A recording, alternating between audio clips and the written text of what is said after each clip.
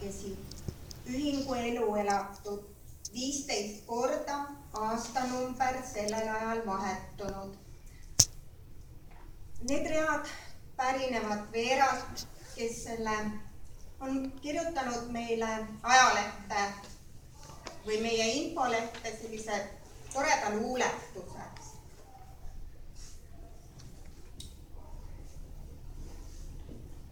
See oli 2000. aasta novembrikuu algus, kui me esmakordselt kokku saime. Minul kahjuks ei õnnestunud sellel esimesel kohtumisel olla ja seda päris algust näha. Tihedamalt olen ma ühingu tööga seotud olnud viimased 5 aastat ja sellepärast ma palungi meie kauaaegset esinaist ja praegugi hästi aktiivselt juhatuselt kaasa tegevat Milvit, et ta meenutaks meile neid 15 aastat. Palun.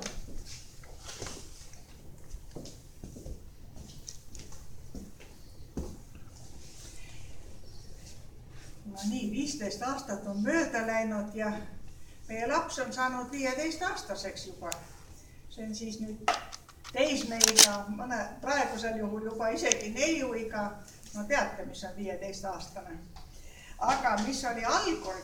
Algul oli jah, niimoodi, ma mäletan väga selgelt seda päeva, oli novembrikuu, meie puuetega inimeste koja esinaine Kairit pani lehte kuulutuse ja lehe kuulutuse peale, siis tuli kokku meid inimesi, ma ei oskagi päris ütelda palju, aga ma arvan, kuskil üle 30, kõik ei mahtunud ära koolitusruumi, kõik tahtsid teada, mida on võimalik saada vaegkuulmisest teada.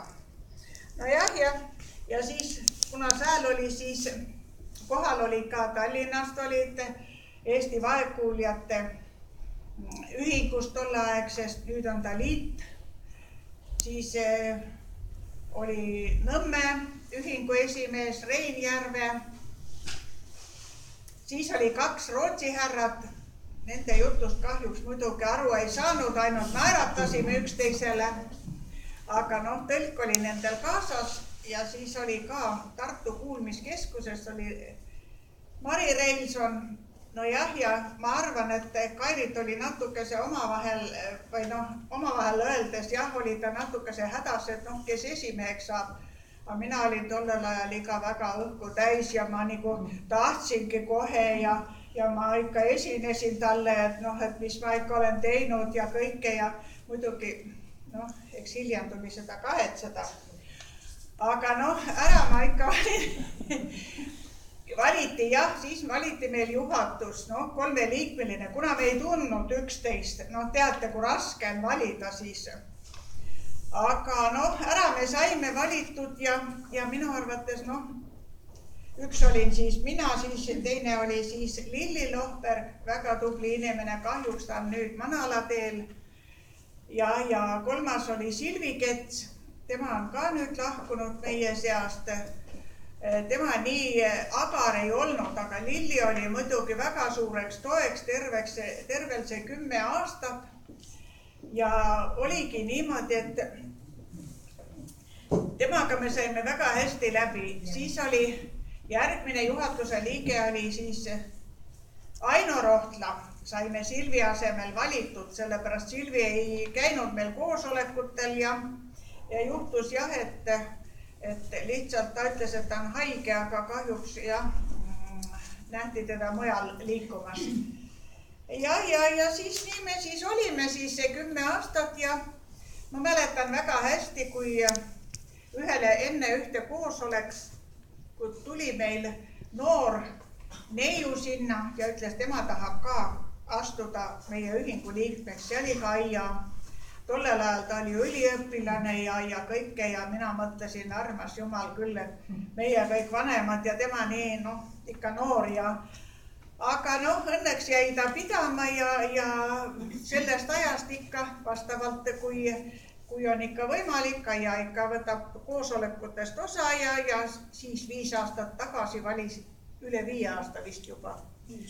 5 aastat tagasi valisime Kaia siis esimeheks ja ma olen igal juhul talle ääretult tänulik, et tema korraldab, ütleme, kõik need arvutitööd ja aruanded ja esindamised ja ise käib ka esinemas, kus vaja ja mina siis sahkerdasin koha peal.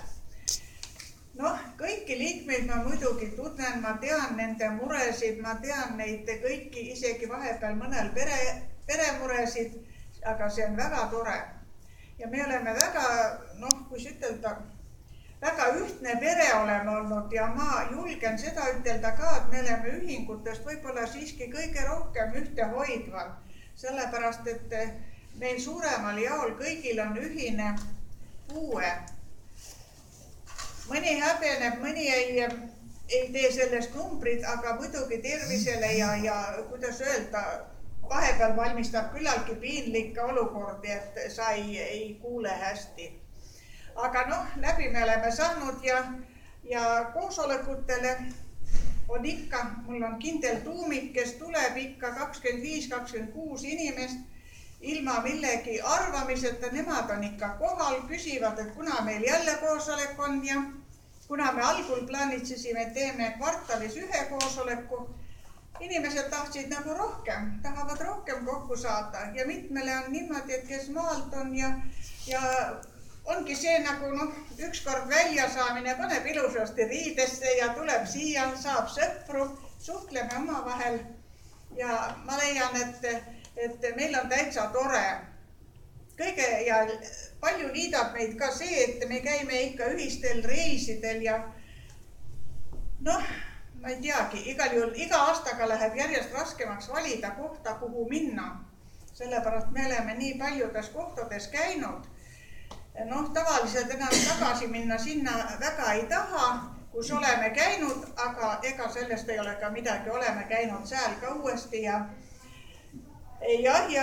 just enne ma rääkisin ka, et igal juhul mina ei ole iial nii palju ekskursioonidel käinud igal aastal, kui ütleme nendes ühingutes ikka 6-7 korda, võib-olla isegi rohkem. Kui tööl käisime, oli üks ainus ekskursioon aastas ja käisid ära ja oligi kõik. Aga nüüd on jah neid palju. Siis me oleme ikka väga huvitav on, et meie rahvast on ka mitmed on olnud huvitatud bowlingu mängust. Ja kuna bowling on meil siinsamas lähedal ja meil on ikka olnud 2 võistkonda, vahepeal ka 3 ja see tähendab seda, et korraga saab 18 inimest mängida 2 tundi ja tänu meie vallavalitsusele oleme saanud selleks ikka raha ka. Nii et inimestel ei ole eriti palju maksta tulnud ja nii, et need on sellised hästi toredad asjad.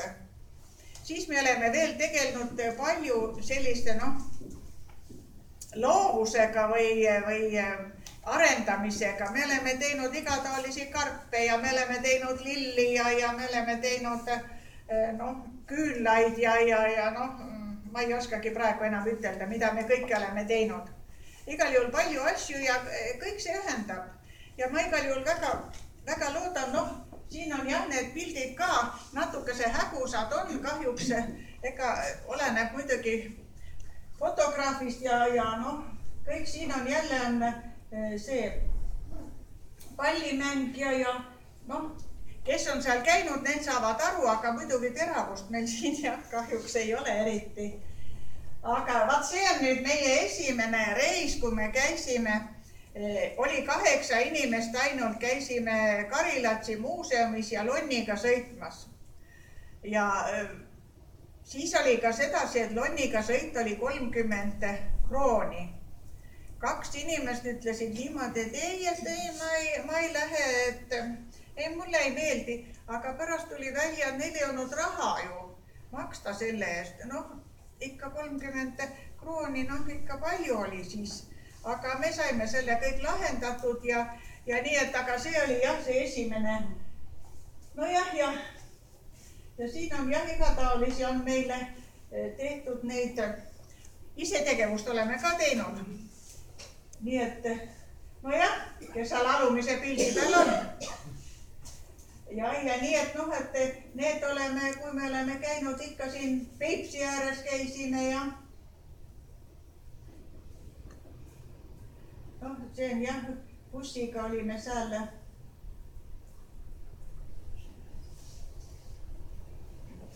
See peab nüüd Pärnus olema.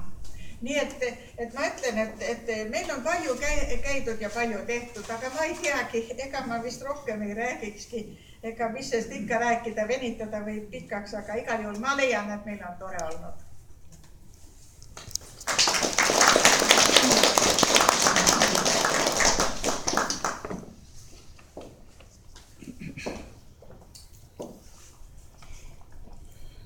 Ma tänan Milvit.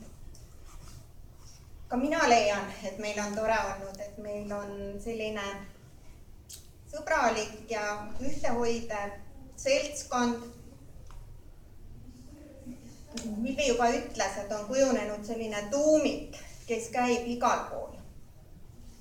Päris nüüd, meil peaks olema nüüd pluss-miinus 50, et nii meid on, et 50 päris kokku me pole kunagi saanud. Et sellest on natuke kahju. Uusi. Ja no nii nagu Milvi ka ütles, et noorematest olen jäänud nüüd olengi ainult mina kogu aeg olnud, et teisi väga ei ole meiega liitunud. Ma tean, et Tallinn on meie käest ära võtnud. Et käivad Tallinnas, aga noh, see selleks.